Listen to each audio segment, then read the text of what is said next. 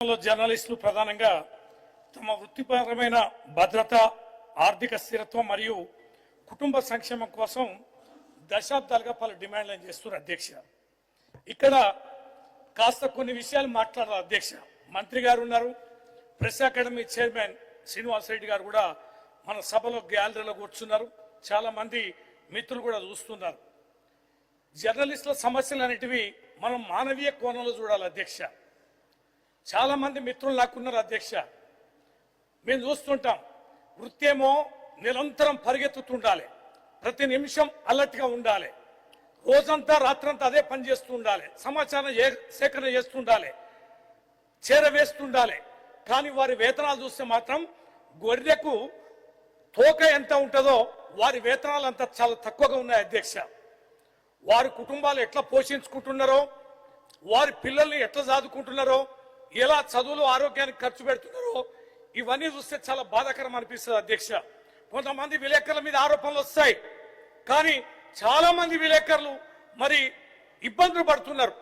ఆరోపణలు చూస్తున్నారు తప్ప వారి కుటుంబాలు ఎట్లా బ్రతుకుతున్నాయనే పరిస్థితి లేదు. ఇలా వాళ్ళు ధర్నా చేయలేరు, గొడవ చేయలేరు, వేతనాలు పెంచమని అనలేరు, అదే వృత్తికి ఎంచుకున్నారు. వాళ్ళు పనిపించోళ్ళు అధ్యక్ష. ఈ వృత్తికి ఒకసారి అలవాటు పడితే ఇది ఒక ఊబిలో ఊరుకుపోయినట్టే ఈ ప్రొఫెషన్ ఉంటే తప్ప దీంట్లో నుంచి బయటపడరు. కానీ ఎక్కడ చిన్న ఇబ్బంది వచ్చినా కూడా పరిగెత్తే వీళ్ళకి వీరి కుటుంబ ఇబ్బందులు మాత్రం ఎవరికి చెప్పుకోలేనంత దయనీయంగా ఉన్నాయి అధ్యక్ష. అందుకనే వీరి యొక్క సమస్యలన్నిటివి సావధానంగా వినాలే, మనం పరిష్కరించాలి. ఎన్నో విషయాలు వాళ్ళు మన గురించి రాస్తారు, మన వెన్నంటి ఉంటారు, మన యొక్క జీవితంలో భాగస్వామిగానే జర్నలిస్టులు ఉంటారు. కానీ వారి సమస్యలు మాత్రం మనం సానుకూలంగా ఉంటాం. ఏదో పండుగలకి పబ్బాలకి కొన్ని విషయాలు సహకరిస్తూ పోతే కొంతమంది ఉంటుండొచ్చు, కానీ శాశ్వతంగా వాళ్ళ జీవితానికి సంబంధించి ప్రభుత్వమే ముందుకు వచ్చి పరిష్కరించాల్సిన బాధ్యత ఉందని ఈ సందర్భంగా కొన్ని విషయాలు మీ దృష్టికి తీసుకొస్తున్న అధ్యక్ష. ముఖ్యంగా వీళ్ళకున్నది కీలకమైనది అక్రిడేషన్ కార్డుల అధ్యక్ష. జీవో నెంబర్ 252 ప్రకారం కొన్ని నిబంధనలు వీళ్ళు కఠినంగా పెట్టారు అధ్యక్ష. ఇది సర్క్యులేషన్, ఇన్కమ్ లాంటి వాటిని సరళీకరించాలని కోరుతున్నారు అధ్యక్ష. అలాగే ఫీల్డ్ రిపోర్టర్లకు కూడా ప్రాధాన్యత ఇవ్వాలని, డెస్క్ జర్నలిస్టులకు కూడా పూర్తి స్థాయిలో అక్రిడేషన్లు ఇవ్వాలని కోరుతున్నారు అధ్యక్ష. అలాగే మహిళా జర్నలిస్టులకు కూడా 33% మరి వారికి కూడా రిజర్వేషన్ కల్పించాలని జర్నలిస్టు మిత్రుల యొక్క సమస్య ఉంది అధ్యక్ష. హెల్త్ కార్డులు అయితే చాలా కీలకమైంది. కేవలం ప్రభుత్వ హాస్పిటల్లో కొన్ని పరిమితమైన ఆరోగ్యానికి అవకాశం ఇస్తుంది తప్ప క్యాష్లెస్ వైద్యం అనేది వారికి అందడాలి.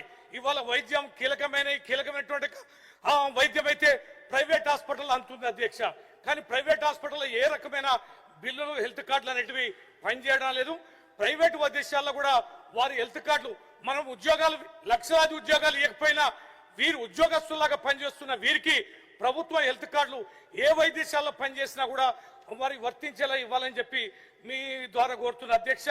అలాగే వెల్ఫేర్ ఫండ్ అండ్ పెన్షన్ కూడా, ఈ పెన్షన్ సంబంధించి సంక్షేమం సంబంధించి ఇంతకుముందు మంత్రి గారు సమాధానం చెప్పారు. వారి మేనిఫెస్టోలో కూడా ఈ జర్నలిస్టులని మరి ఎన్నో రకాలుగా ఆదుకుంటామని హామీ ఇచ్చింది అధ్యక్ష. ఆ హామీని వారు నెరవేర్చడాలి. పాపం వారు కూడా ఆ సందర్భంగా ఎన్ని రకాలుగా మా మీద దుమ్మెత్తి పోసినారు, మీకు ఎన్నో వార్తలు అందించారు అధ్యక్ష. ఆ కనికరమన్నా చూపించాలి. ఇస్తామన్నారు 5 లక్షలు, 1 లక్ష ఇస్తున్నారు అధ్యక్ష. అది చనిపోయిన కుటుంబాలకు కేవలం 3,000 ఇస్తున్నారు. ఆ 3,000 ఎక్కడ సరిపోతాయి? వాటిని కూడా పెంచాలని ఈ సందర్భంగా మీ ద్వారా విజ్ఞప్తి చేస్తున్న అధ్యక్ష. అలాగే రైల్వే పాసులు కానీ, బస్సు పాసులు కానీ వీటిని కూడా అందించాలని, అలాగే డిజిటల్ మీడియా గుర్తింపు కూడా, మరి వీళ్ళకి యూట్యూబ్ ఛానల్స్ ఉన్నాయి, వెబ్ పోర్టల్ జర్నలిస్ట్ కూడా గుర్తింపు కార్డులు ఇవ్వాలని మీ ద్వారా విజ్ఞప్తి చేస్తున్న అధ్యక్ష. ఈ యొక్క హైకోర్టు ఆర్డర్ ప్రకారం ఏప్రిల్ 30 వరకు అక్రిడేషన్ కార్డులు ఇవ్వాలని చెప్పని ఆదేశం ఉంది.